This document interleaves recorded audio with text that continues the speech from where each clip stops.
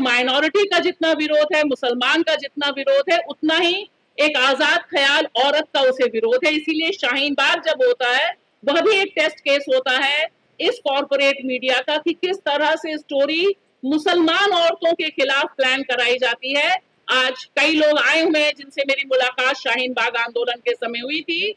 और उन्होंने किस तरह से इसका काउंटर किया था। तो मुझे लगता है कि एक दो चीजें जो बहुत साफ हैं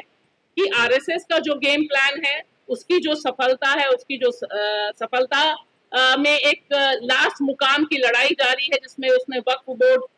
बिल पेश किया है, आने वाले और इंटेंशंस हैं।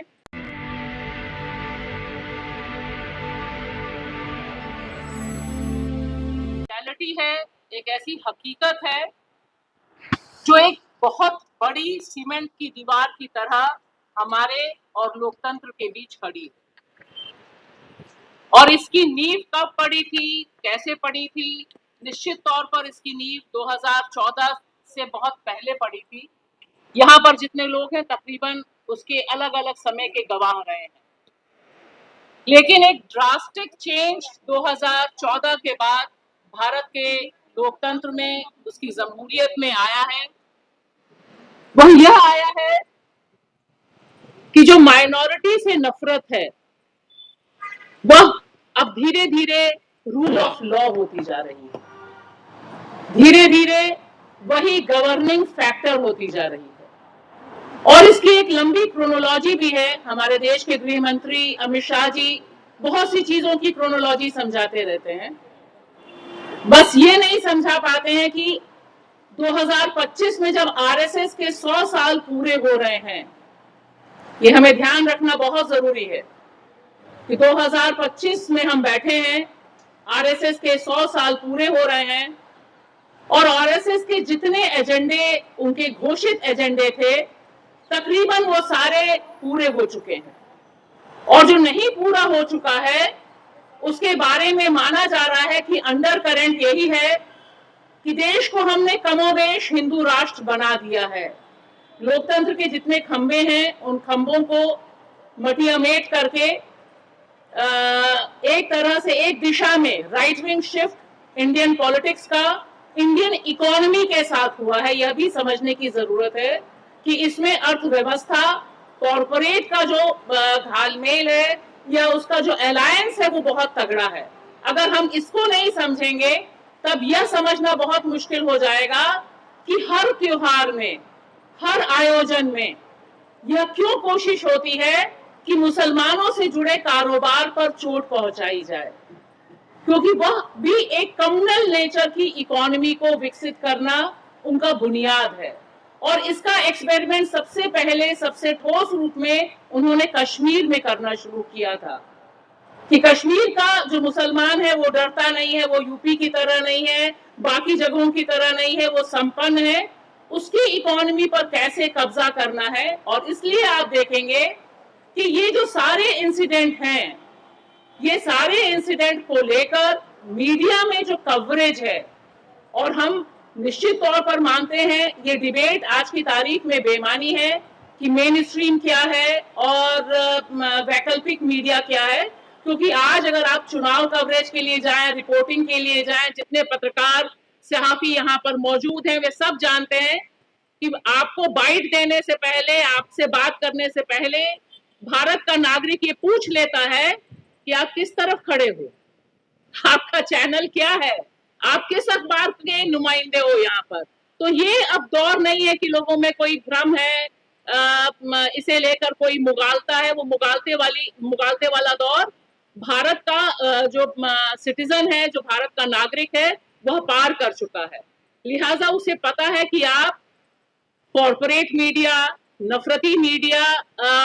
के साथ हो या एक ऐसे मीडिया के साथ हो जिसको कई बार बीजेपी का आईटी सेल भी पसीना आ जाता है जब कई नफरती एंकर अपने प्रोग्राम करते हैं। अमित मालवीय के दिमाग में भी वो टूल किट नहीं होता है जो नफरती एंकरों के दिमाग में टूल किट होता है। और सुबह शाम जिस तरह से वो डिस्कशन करते हैं, कुछ टोपी वालों को बैठाएंगे और फिर लड़ाई और भिड़ाई करेंगे। मैं इसलिए कह रही हूँ क्योंकि दरअसल यह पूरी कोशिश है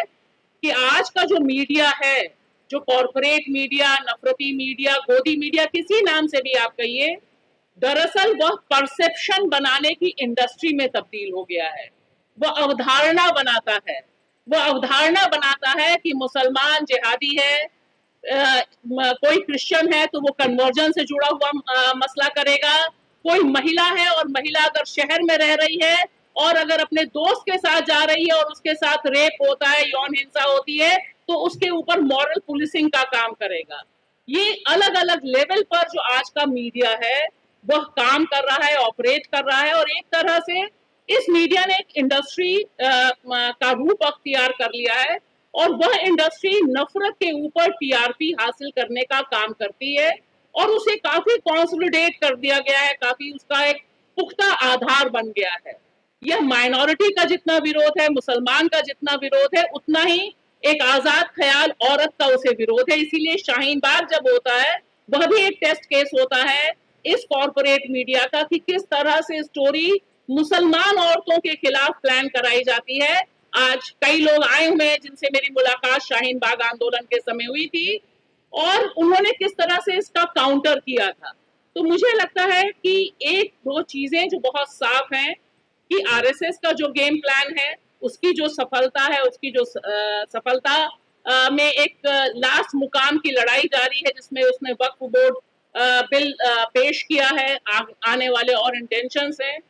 उसमें मीडिया का एक हिस्सा उसके साथ पार्ट एंड पार्सल करके खड़ा हुआ है, जिसे काउंटर सिर्फ और सिर्फ कुछ हद तक आप फैक्ट चेक के जरिए, या जब इस तरह की खबरें आती हैं उनके जरिए कि आप उनको काउंटर कैसे करते हैं, वह करके किया जा सकता है। और साथ ही साथ मुझे लगता है कि जो डिफरेंट प्लेटफॉर्म्स हैं जहां पर उनके बारे में असलियत क्या है, जमीन पर खबर क्या है, क्योंकि देखिए संभल एक टेस्ट केस है। वक्फ बोर्ड पर जब मुसलमान शांतिपूर्ण ढंग से दाहिने हाथ पर काली पट्टी बांधकर जाता है और उस पर 300 से अधिक केसेस होते हैं, और उसकी कवरेज आप उठा के देख लीजिए, उसकी कवरेज की भी एक लिमिटेशन है। हमारी आपकी जितने यहाँ पर लोग मौजूद हैं, हम जितने भी कवर करते हैं, वह उनका जो परसेप्शन है उसे काउंटर करने में अभी हमारी जो ताकत है, हमें मानना होगा कि वह कम है अभी। और नफरत एक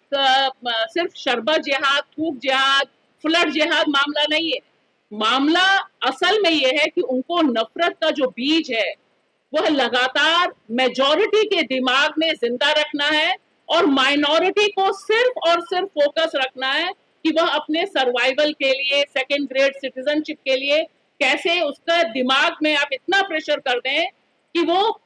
उसके बियॉन्ड कुछ ना सोच पाए। यहाँ पर जो मीडिया की भूमिका है वह सबसे तीखी ये है कि हम कब तक और कैसे जो सच बोल रहे हैं, जो हो रहा है ग्राउंड में, उसकी रिपोर्टिंग करें। और इसमें मैं खाली अंत में ये कहना चाहूंगी, इस्लामोफोबिया को हम में से कितने ने कोशिश की कि यह एंटी कॉन्स्टिट्यूशन है, कितने आर्टिकल्स हैं, कितने डिबेट्स हैं, क्योंकि बुनियादी तौर पर भारत का जो कॉन्स्टिट्यूशन है, भारत का जो आईन है, भारत में जो फंडामेंटल राइट्स हैं, वह उसका आर्टिकल 25 से लेकर 29 तक तमाम फॉर्म्स में राइट टू रिलीजन देता है। आपको धर्म के आधार पर जिंदा रखने में भेदभाव ना हो, इस आधार पर जिंदा रहने, आगे बढ़ने की एक पूरी की पूरी छूट मिलती है, अधिकार मिलता है। सवाल यह है कि ये जो पूरा का पूरा टर्म है, इस टर्म के खिलाफ हम बाकी जो मूवमेंट चल रहे हैं, बाकी जो आंदोलन है, आइन को बचाने का आंदोलन है, कॉन्स्टिट्यूशन को बचाने का आंदोलन है, इसे हमें इक्वेट करना जरूरी है। मामला सिर्फ माइनॉरिटी या सिर्फ मुसलमान या कल सिर्फ ईसाई का नहीं है, या सिर्फ महिला का नहीं है। सवाल यहाँ पर बड़ी लड़ाई का है, और उस बड़ी लड़ाई का एक हिस्सा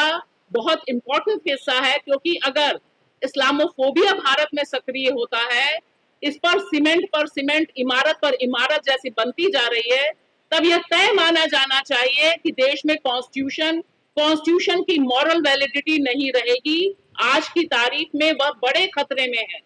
लिहाजा हम किस तरह से क्वाइन कर रहे हैं, हम किस तरह से चीजों को पेश कर रहे हैं, फैक्ट फाइंडिंग्स